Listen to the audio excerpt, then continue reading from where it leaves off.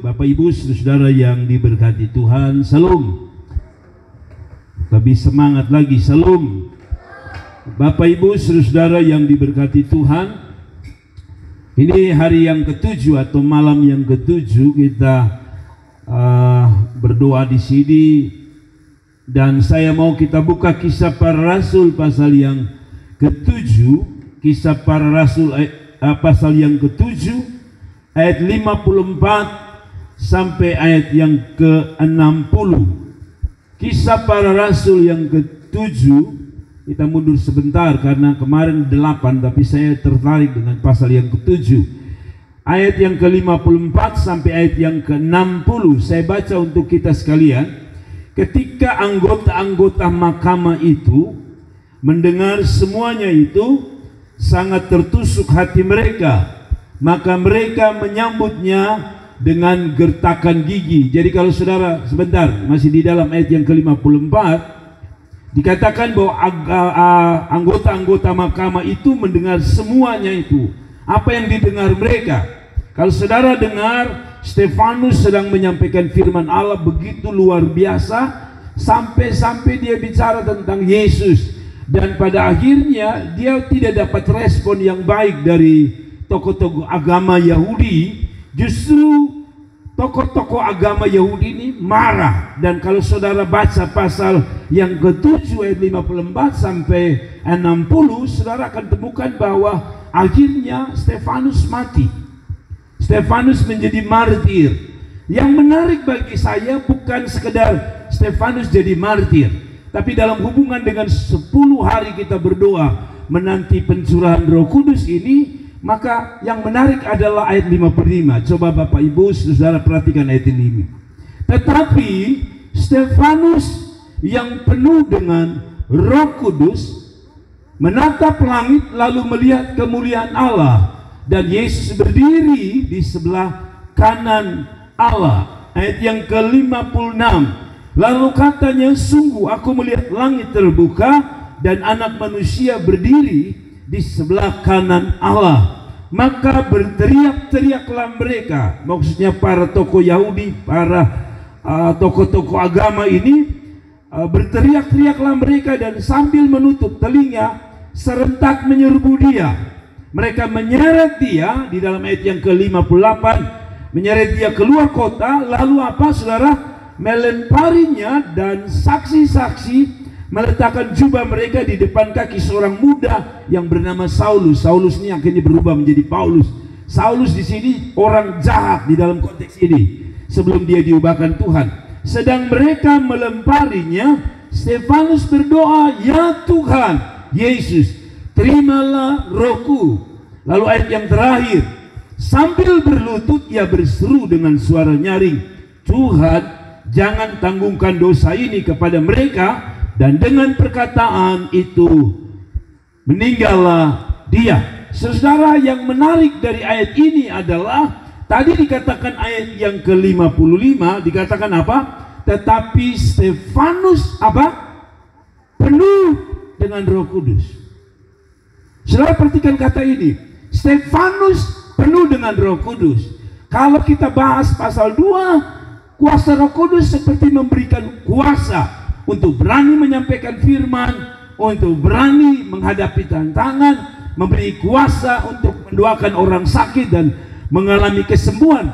Tapi kalau saudara baca pasal 7 ayat 54 sampai 60, ini berubah. Jadi kalau saya bilang bahwa pasal 2 seolah-olah Tuhan menjadi pembela setelah mereka dicurahkan Roh Kudus, nah ini peristiwa terbalik. Kehidupannya terbalik. Justru orang yang dipenuhi Roh Kudus, kata Alkitab, orang yang dipenuhi Roh Kudus, kata Alkitab, mungkin kasih naik spesial, tidak terlalu andalkan mic ini. Saudara, jadi kalau saudara perhatikan, orang yang dipenuhi Roh Kudus tak selamanya hidupnya enak. Dalam konteks ini, walaupun dia dipenuhi Roh Kudus, tapi dia dilempari sampai mati. Wow. Saya belajar, kalau begitu malam ini kita belajar ini.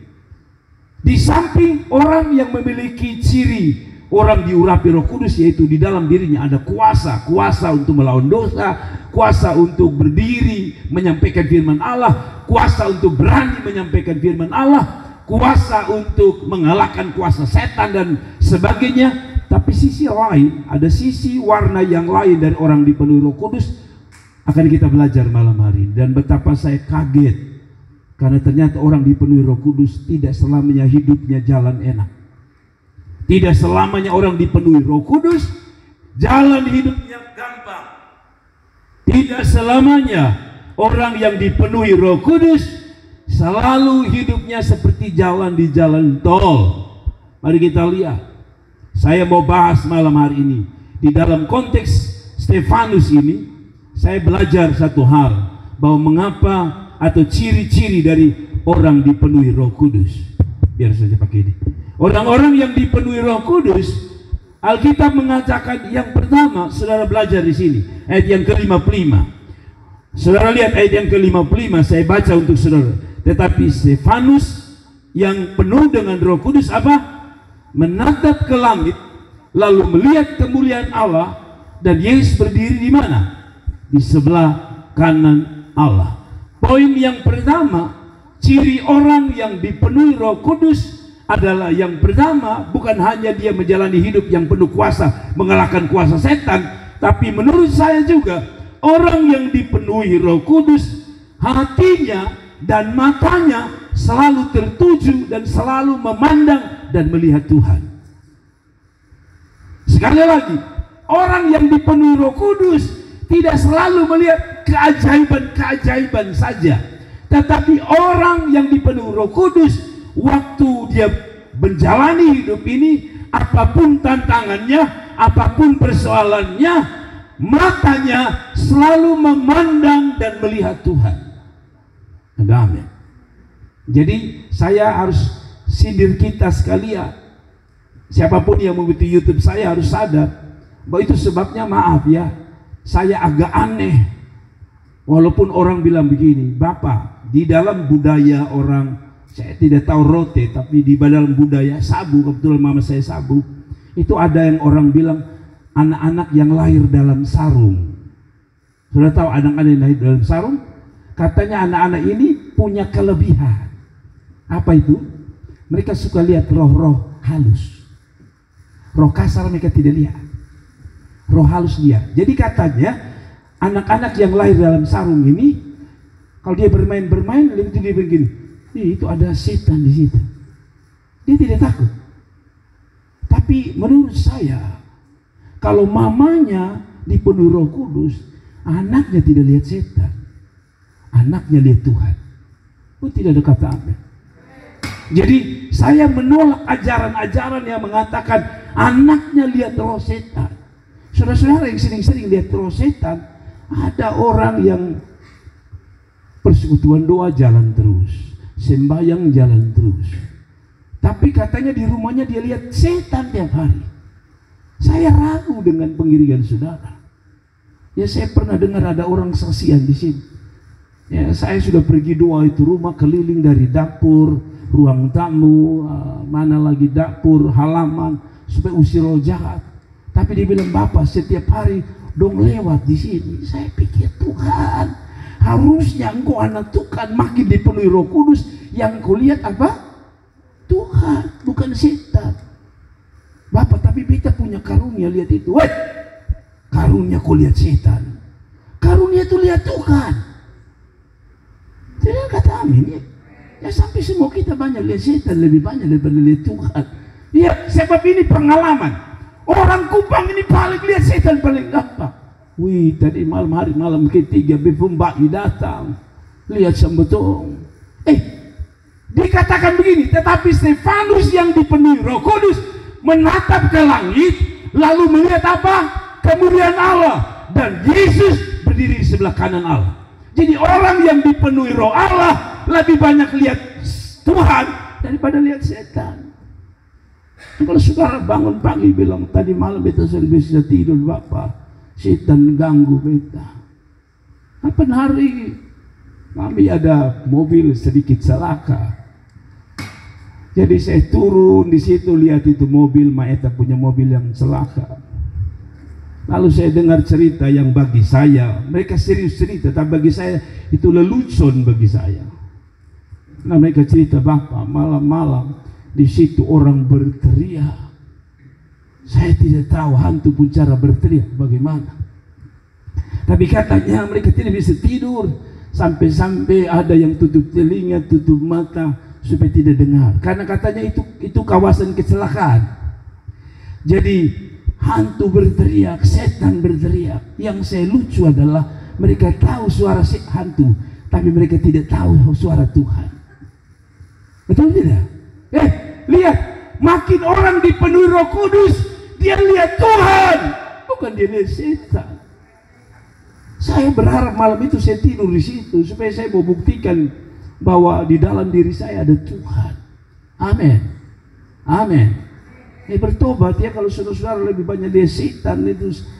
Saya juga mau bilang sama saudara, banyak orang sembahyang hari-hari ini lihat setan.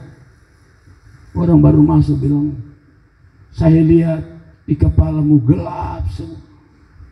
Hai, saya pikir yang saudara harus lihat adalah Tuhan Allah. Anda mau setuju atau tidak, ini yang kita bilang. Orang yang dipenuhi Roh Kudus lebih banyak lihat Tuhan, lebih banyak memandang Tuhan. Kenapa saya bilang begitu, kalau saudara-saudara? Karena dalam dunia ini kan selalu saya bilang tidak ada setengah-setengahnya. Selalu hanya ada dua. Kalau bukan surga, apa? Neraka. Kalau bukan Tuhan, setan. Jadi kalau saudara tidak lihat Tuhan, pasti lihat setan. Saudara tidak lihat surga, pasti saudara lihat neraka. Hanya itu, tidak ada tengah-tengahnya. Hanya ada jahat dan baik. Hanya ada kebenaran dan penyesatan. Saudara lihat, ketika dia dipenuhi Roh Kudus, sekali lagi dia menatap ke langit lalu melihat kemuliaan Allah.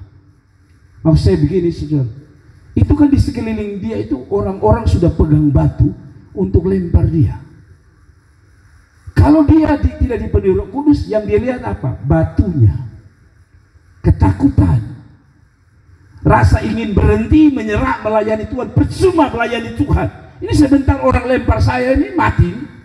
Tapi orang yang dipenuhi Roh Kudus, apapun yang ada di sekelilingnya, tantangankah, persoalankah, badai hidupkah, matanya selalu tertuju kepada Tuhan. Yang setuju beri tepuk tangan untuk Tuhan.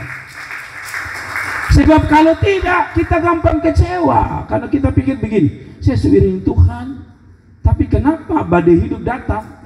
Lihat, yang dia lihat Tuhan. Mungkin ini yang membuat dia siap. Waktu mau dilempari, dia siap.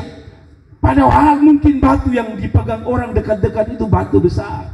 Kalau ada orang mau lempar saudara pakai batu, saudara bilang, saya lihat Tuhan saja. Ini tidak gampang.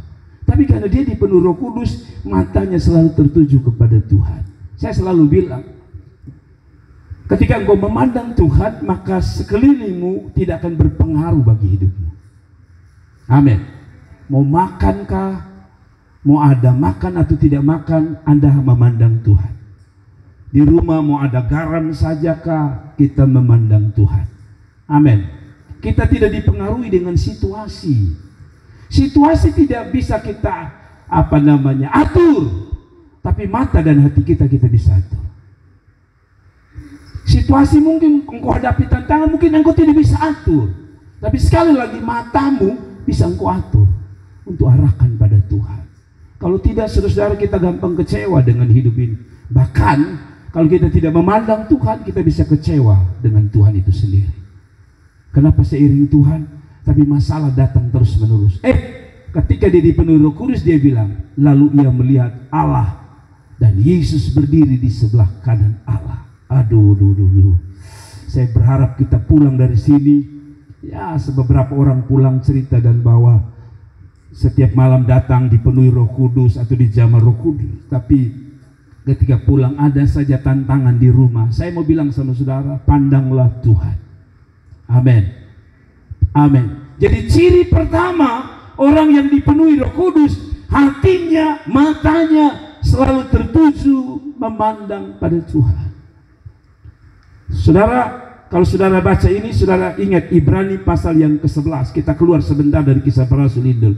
Ibrani pasal yang ke-11 ada tokoh yang luar biasa yang bernama siapa? Mari kita lihat Ibrani pasal 11 ayat yang ke-9. Perhatikan baik-baik ini. Ini orang yang menurut saya ada roh Tuhan di dalam hidupnya. Ibrani pasal 11 ayat yang ke-9 sih dia. Ayat yang ke-9. Ibrani pasal 11 ayat yang ke-9. Saya baca di sini ya. Saudara lihat di sini. Karena iman ia diam di tanah yang dijanjikan. Sudah keluar? Seolah-olah di suatu tanah asing, dan di situ ia tinggal di kemah dengan Ishak dan siapa? Yakub, yang turut menjadi ahli waris janji yang satu itu. Ayat yang ke-10. Sebab ia menanti-nantikan kota yang mempunyai dasar yang direncanakan dan dibangun oleh Allah. Siapa ini?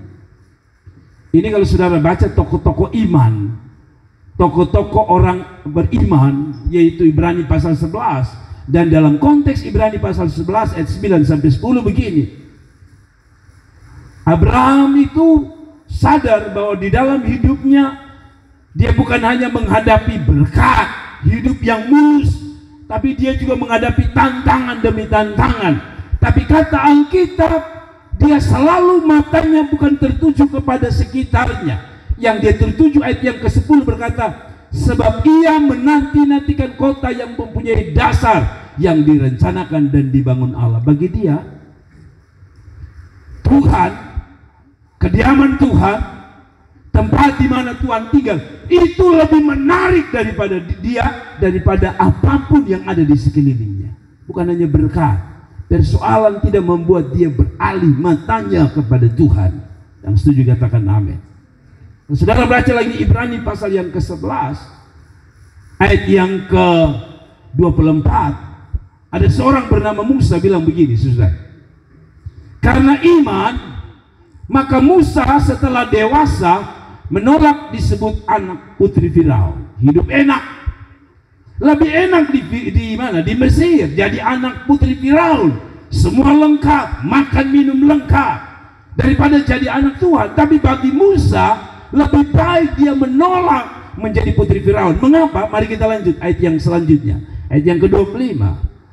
Karena, perhatikan, ia lebih suka menderita sengsara dengan umat Allah daripada untuk apa? Menikmati, untuk sementara menikmati kesenangan dosa. Wow, seperti Stefanus tadi. Bagi dia Tuhan itu lebih penting. Tuhan itu lebih luar biasa dibanding tadi dia bilang dia rela apa? Menderita. Jadi kalau saudara ikut Tuhan, kalau saudara bilang saya dipenuhi Roh Kudus, itu tidak berarti Anda bebas dari persoalan. Justru mungkin persoalan tambah besar. Tapi orang yang bilang hidup saya kan untuk Tuhan, bukan untuk siapa-siapa, maka penderitaan, tantangan apapun akan membuat engkau kuat. Ada amin. Kembali pada kisah para rasul. Kalau begitu, ciri yang kedua masih di dalam ayat yang ke-56. Lalu katanya, kisah Rasul 11, kisah Rasul 7 ayat yang ke-56. Lalu katanya, sungguh aku melihat langit terbuka, anak manusia berdiri sebelah kanan Allah. 2 kali dia lihat.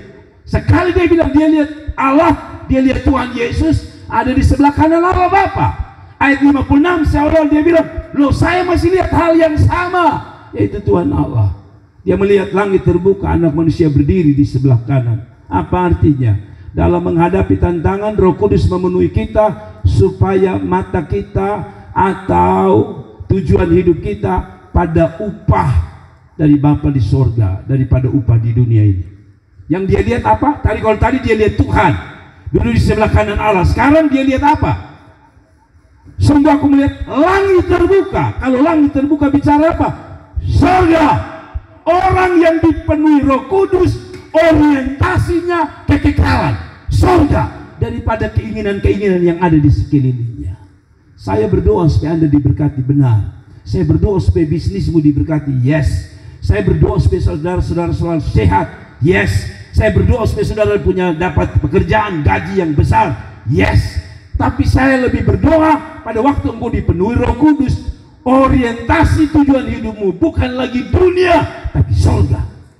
Alkitab bilang, setelah dia dipenuhi Roh Kudus, apa? Dia lihat langit terbuka. Hari-hari ini kita lebih suka lihat bisnis kita terbuka daripada langit terbuka. Kita lebih suka lihat jalan-jalan hidup kita di dunia ini terbuka. Kita lebih suka lihat bahwa jodoh kita terbuka daripada surga. Kesenangan kita untuk dunia lebih kuat daripada kesenangan kita kepada surga. Orang-orang dulu punya cipta lagu beda dengan orang-orang sekarang. Kalau sekarang saudara lihat kebanyakan lagu-lagu tentang mujizat, itu tidak salah. Tapi kalau saudara dengar lagu-lagu orang tua-tua dulu, selalu mereka nyanyikan itu lagu-lagu yang berhubungan dengan kekekalan. Di seberang sana air mata hilanglah. Di seberang sana apa? Oh, saya lupa. Tapi selalu dia bicara tentang yang di seberang. Dia tidak bicara tentang kehidupan sementara ini. Sekali lagi, ini tidak berarti saya ekstrim supaya saudara tidak diberkati Tuhan. Tapi maksud saya adalah orang yang dipenuhi Roh Kudus, orientasinya makin lama makin rohani, bukan makin kedagingan. Ada amin. Saudara tidak setuju ya? Hari-hari ini jangankan jemaat, pendeta makin kedagingan. Dan itu tantangan bagi saya juga jadi seorang pendeta. Sekarang orang berlomba satu pun gereja lebih akbar, lebih besar, bahannya dari keramik atau dari granit. Sekarang orang berlomba, para pendeta berlomba, dia naik mobil apa hari ini, dia bisa bicara di negara mana hari ini. Itu penting, tapi jauh lebih penting orang yang dipenuhi Roh Kudus, orientasinya surga, bukan yang ada di dunia. Tapi hari-hari ini saudara lihat, ada begitu banyak orang-orang yang berlomba-lomba. Saya dengar cerita dari seorang hamba Tuhan yang lagi dipakai Tuhan. Dia bilang, Papa, sekarang ini saya lihat ada pendeta-pendeta bikin foto, lalu kasih tunjuk dia pun cincin emas yang besar. Saya pernah hadir dalam satu kebaktian.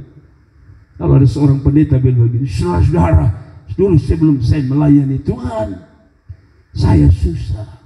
Tapi hari ini saudara lihat, saudara tahu dia pun rantai besar, dia pun cincin besar. Dia bilang, sekarang lihat, Tuhan memberkati saya. Penting, saya juga butuh berkat. Tapi kalau itu jadi tujuan pokok kita, saya takut kita sudah salah orientasi kita. Ada amin. Jemaat, saya ajak kita, mau saya begini, biar kita punya mata tertuju hanya untuk pada kekekalan, pada tujuan asli Tuhan, yaitu kalau bisa kelak kita ke surga. Dan ini cocok dengan kata Yesus, apa gunanya engkau punya isi dunia kalau engkau binasa? Ini cocok.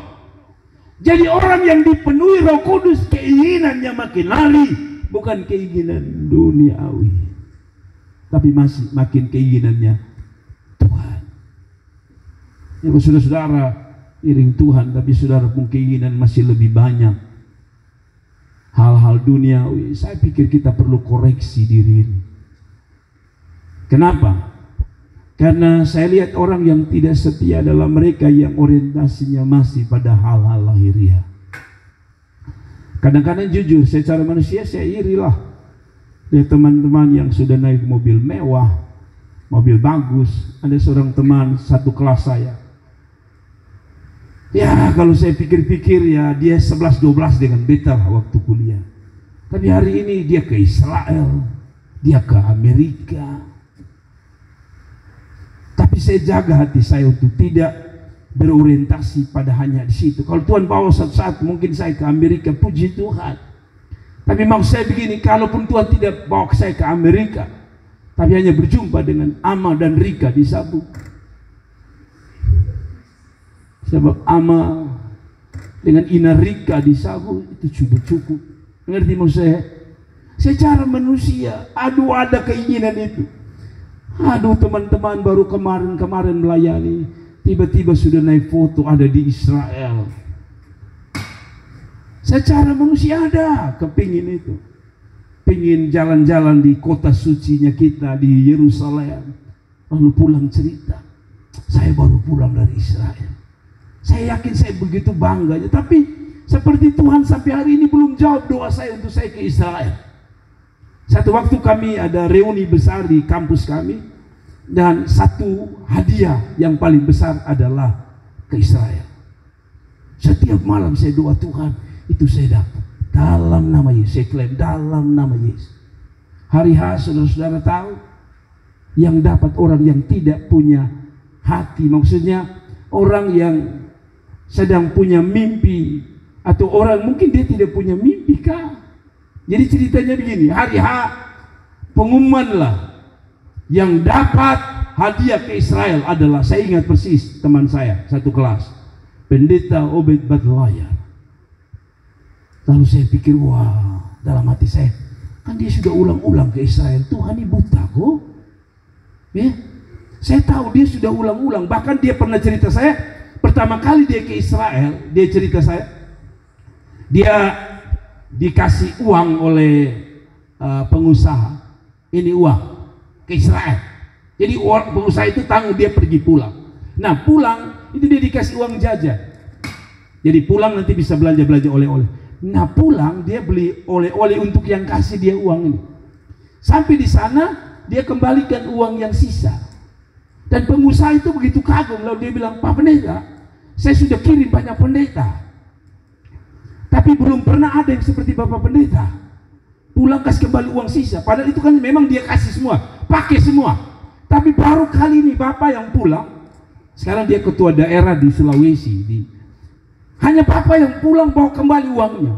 Sudah tahu itu pengusaha bilang, lu ikut saya, kamu ikut sini, Pak Pendeta ikut saya. Kita ke showroom mobil.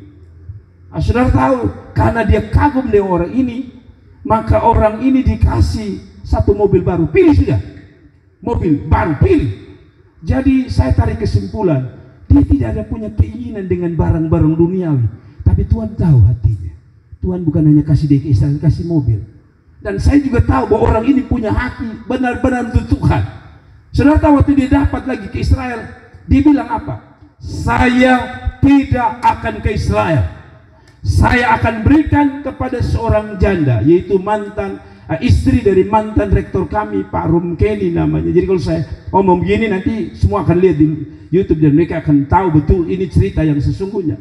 Jadi dia bilang, saya kasih ibu janda, yaitu kami panggil Tante Het Rumkeni.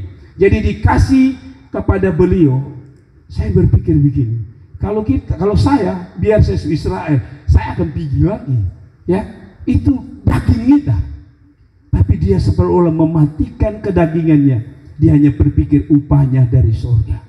Dan hari ini dia diangkat Tuhan, dia dipakai Tuhan luar biasa. Mari mata kita tertuju pada Tuhan. Mungkin saudara tidak dapat apa-apa dari gereja. Mungkin saudara tidak dapat apa-apa dalam mengiring Tuhan. Bahkan saudara yang berkorban. Tapi yakinlah, orang yang orientasinya ke surga, orang itu yang berkenan kepada Tuhan. Kasih tepuk tangan untuk Tuhan.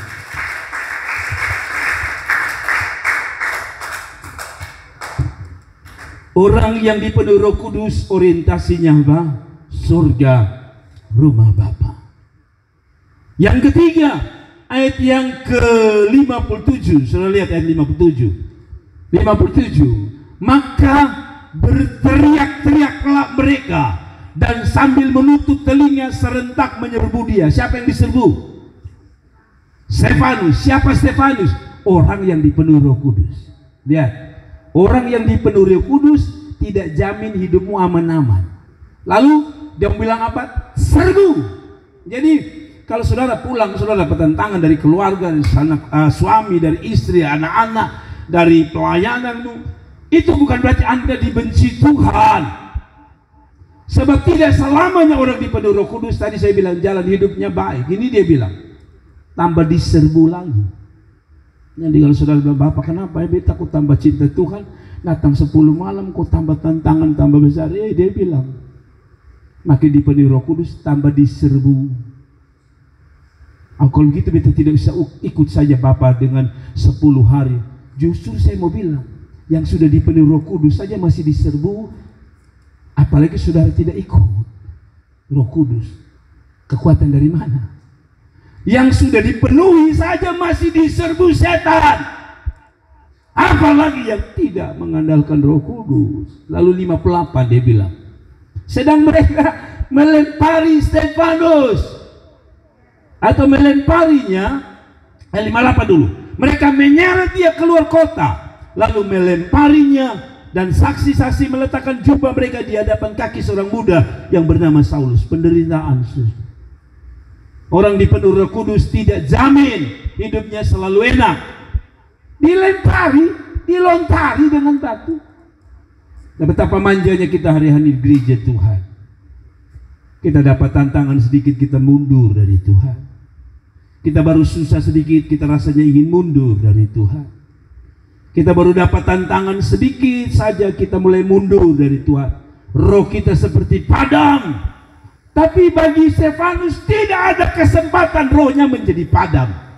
Hatinya tidak pernah padam. Saya baca terus sampai ayat 59. Sedang mereka melempari Stefanus, atau sedang mereka melemparinya, Stefanus berdoa. Katanya, ya Tuhan, terimalah rohku. Apa artinya? Poin yang ketiga.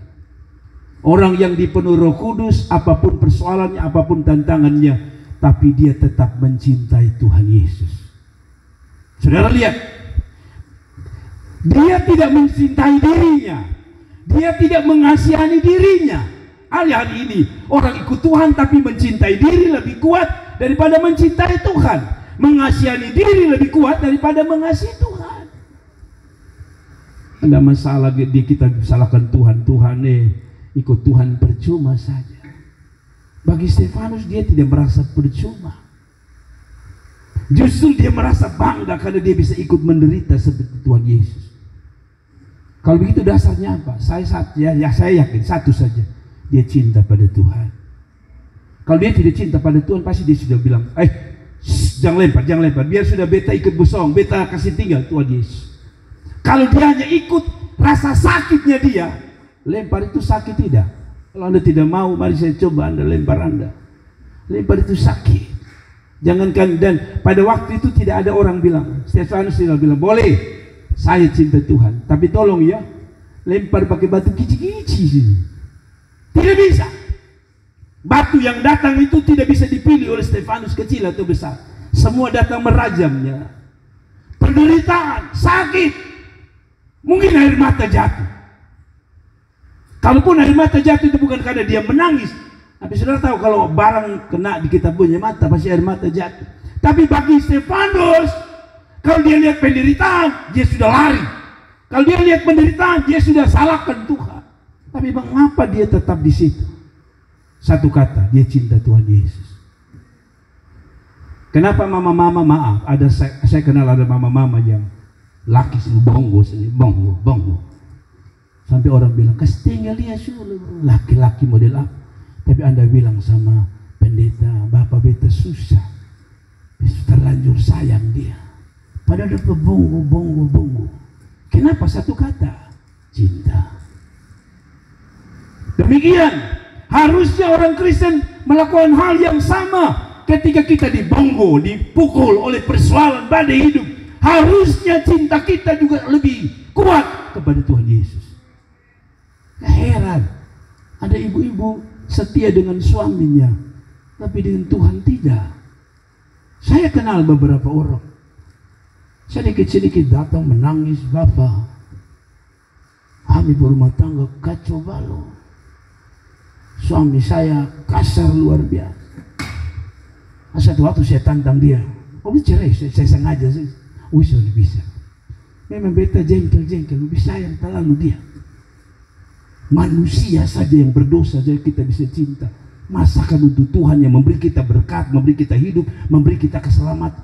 Kok kita susah sekali mencintai dia? Yang setuju katakan amin. Kalau Saulus tidak mencintai Tuhan, maka saya percaya Saulus hari itu bangun lari. Buat apa menderita? Manusia pada dasarnya tidak suka dalam penderitaan. Tapi dua alasan yang membuat poin yang ketiga adalah, satu, karena dia ada roh Tuhan. Yang kedua, Karena dia punya cinta yang besar kepada Tuhan. Amin. Saya tantang saudara, milikilah cinta kepada Tuhan. Maka saudara akan rela berkorban, walaupun itu nyawa saudara. Tapi bagaimana kita mau bilang, saya cinta Yesus? Sering kita nyanyi, ku mau cinta Yesus selamanya. Ku mau cinta Yesus selamanya. Jangankan nyawa, baru hujan saja kita sudah menyerah. Kita ini kadang-kadang omong dan Tuhan lebe-lebe. Saya sering bilang, kita dan Tuhan ini suka omong apa? Lebe-lebe. Kenapa saya bilang lebe-lebe? Karena kita ini selalu bilang, ku mau cinta selamanya. Apapun yang terjadi, ku mau cinta Yesus selamanya. Hai, jangankan batu, hujan saja, belum hujan batu, baru hujan sesungguhnya. Kita bikin alasan, Bapak minta maaf, saya tidak bisa hadir. Kenapa hujan? Itu baru hujan air, ini hujan batu. Mari kita buka bahwa ternyata kita belum mencintai Tuhan yang sesungguhnya. Kita bilang apapun terjadi, Tuhan nomor satu. Saudara jangan pikir begini, saya omong supaya saudara kasih uang gereja ini, tidak ya. Tapi begini, kalau kita mau jujur, pemberian kita kepada orang Jawa, mas-mas, orang pengusaha, lebih besar daripada kita kasih sama Tuhan. Tapi kita bilang kita cinta Tuhan. Selalu saya bilang di mana-mana, persembahan itu kita kasih yang paling kecil. Tapi belum pernah saya melihat saudara masuk ke warung. Itu sekarang itu makanan paling murah 12.000. Tapi pemberian kita 2.000. Serius. Tapi kita bilang kita cinta Tuhan. Saya jujur ya, saya berharap saudara bertobat. Saya tantang saudara, kalau saudara mau diberkati, jangan hina Tuhan dengan 2.000. Saya kadang-kadang lihat persembahan itu di rata-rata 2.000. Banyak sekali. Saudara tahu kalau saya dapat uang persembahan 2.000, saudara tahu saya bagi anak-anak. Seolah-olah saya mau bilang sama Tuhan bahwa ini sebenarnya pemberian untuk anak-anak. Pemberian orang dewasa, dia tidak hitung-hitungan. Betul makan ini tidak hitung-hitungan. Lihat ada di FB makanan harga 100.000, kirim ya, GrabFood berapa? 100.000 semua, oke kirim. Tapi waktu kita berhadapan dengan Tuhan 2.000. Nah saya selalu bilang sekarang ini baik, uangnya sudah 2.000 sekarang gambar apa? 2.000 sekarang gambar apa? Gambar apa 2.000 ya? Hai, sengaja saya lupa, biasa pemberian ulang-ulang masih lupa. 2.000 gambar apa? Ya? Semua kok jadi takut ya bicara 2.000. 2.000 itu gambar apa ya? Tapi zaman dulu 1.000 yang saya ingat. Gambar Patimura. Sangat luar biasa dengan pedangnya. Orang Ambon 1.000, tapi dia punya jiwa pahlawan yang melebihi angka 1.000. Dia mahal bagi orang Ambon. Tapi ketika dibawa ke gereja, itu angka yang paling kecil 1.000. Jadi saya sering bilang pantas saudara pemberkat itu dipotong oleh Patimura. Sudahlah kita tidak bahas, nanti saudara tersinggung. Tapi kembali pada firman Allah, sedang mereka melemparinya, Stefanus berdoa. Poin keempat, orang yang dipenuhi Roh Kudus, makin ada masalah, makin ada tantangan, makin ada persoalan, dia makin kuat dengan doanya. Saudara lihat, sedang mereka melempari, Stefanus berdoa. Kita terbalik kan? Kita suka berdoa dengan Tuhan. Tapi kalau ada tantangan besar, kita bilang, Frek, berdoa percuma saja. Stefanus tidak urusan dengan itu. Dia dipenuhi Roh Kudus, makin dilempari, makin sakit. Alkitab bilang dia berdoa Saudara harus jujur, kita semua harus jujur, kita harus malu bahwa kadang-kadang kita mau supaya kalau bisa seluruh jawaban doa kita didengar Tuhan. Kita tidak suka dengan tantangan, kita tidak suka dengan badai hidup, kita tidak suka dengan proses hidup. Kita mau kalau bisa doa kita semua dijawab Tuhan. Stefanus pada waktu dia dipenuhi Roh Kudus, dia berdoa bukan ketika berkat itu datang. Coba yang lempar itu batu tiba-tiba berubah jadi roti. Saya percaya Stefanus, ulang lagi, lempar sambil lebih besar lagi. Tapi saya yang datang itu batu. Tapi Alkitab bilang apa? Ini bukan saya yang bilang ya. Sedang mereka melemparinya, Stefanus berdoa.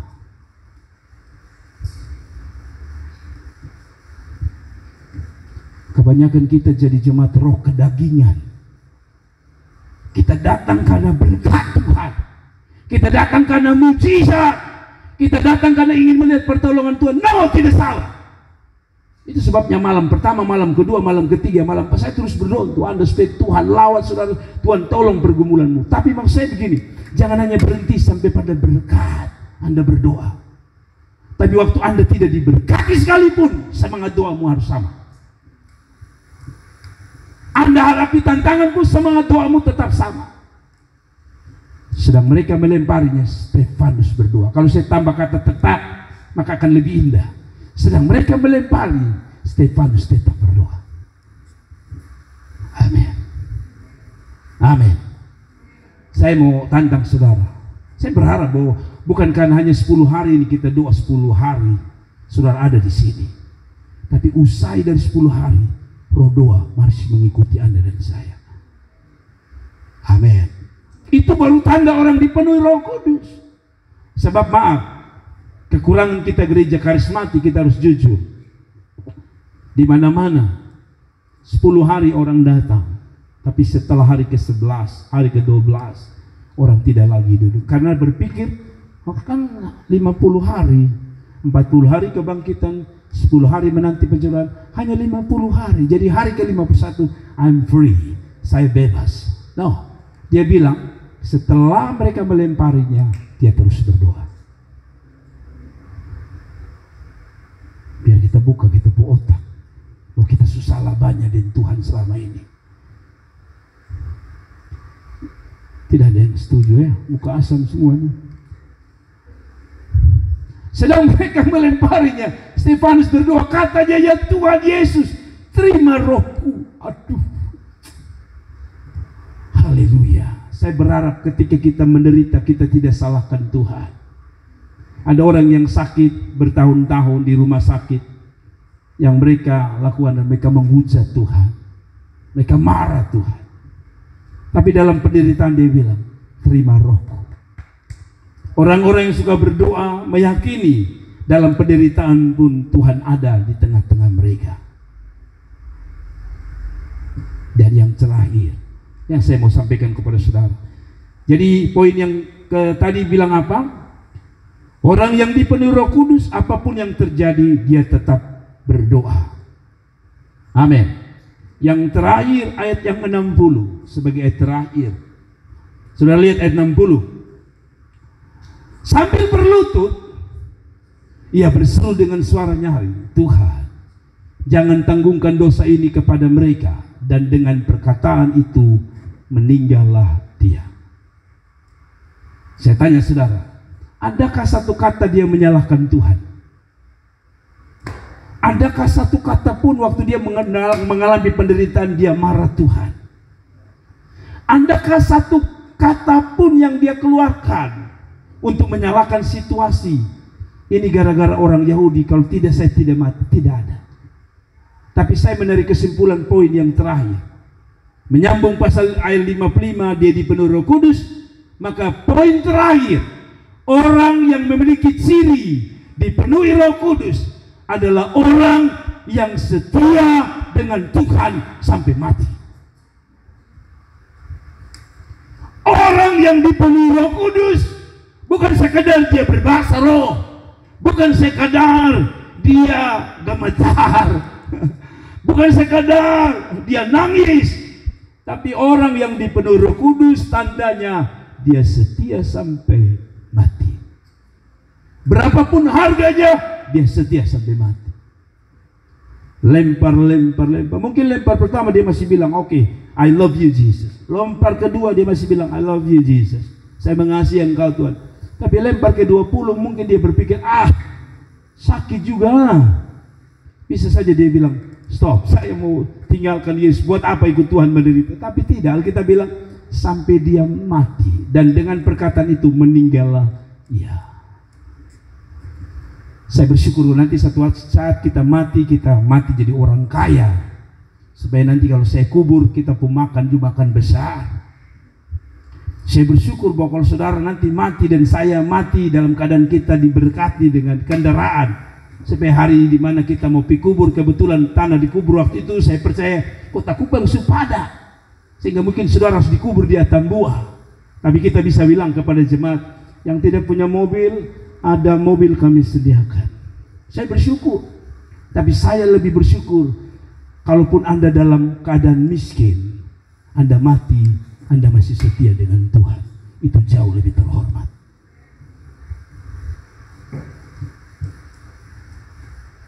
Saya tidak berdoa untuk Anda miskin. Tapi kalau saudara tetap miskin, tapi rohmu tetap setia, Anda lebih terhormat daripada orang lain. Apa gunanya kaya tapi sombong dengan Tuhan?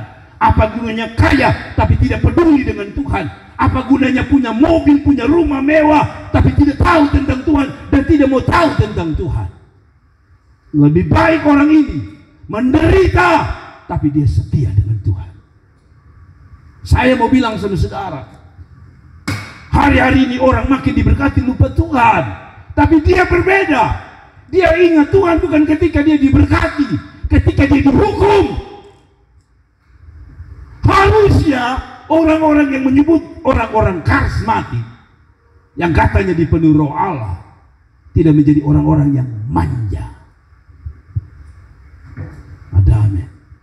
Ada makan puji Tuhan, saya setia. Tapi tidak ada makan pun saya mau bilang tetap setia. Bisnis laku puji Tuhan, setia dengan Tuhan. Tapi bisnis belum laku, setia dengan Tuhan. Itu yang Alkitab ajar, yang selama ini saya tahu. Kalau saudara baca Sadrak, Mesak, Abednego, setia. Lempar ke dalam api, mereka bilang, Allah kami yang kami puji akan melepaskan kami. Tapi dengarkan Tuanku Raja, bila kami tidak dilepaskan oleh Tuhan kami tidak akan menyembah. Setia. Saudara mau setia dengan Tuhan? Saudara mau setia dengan Tuhan? Sekalipun hari-hari ini yang kau hadapi tantangan, sekalipun hari-hari ini yang kau menangis, bilang sama Tuhan, saya mau setia. Dan Anda orang yang akan disambut Tuhan pada waktu dia datang, dia berkata, sabarlah engkau yang setia. Tuhan memberkati, biar kita makin hari dipenuhi oleh Roh Allah dan Tuhan menguatkan kita. Amin. Mari kita bangkit berdiri, saudaraku yang diberkati Tuhan.